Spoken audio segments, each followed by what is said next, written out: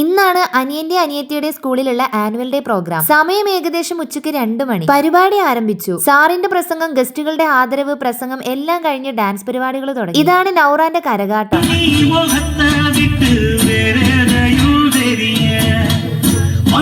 അത് കഴിഞ്ഞായിരുന്നു LKGയിലെ കുഞ്ഞു മക്കളുടെ പരിപാടി.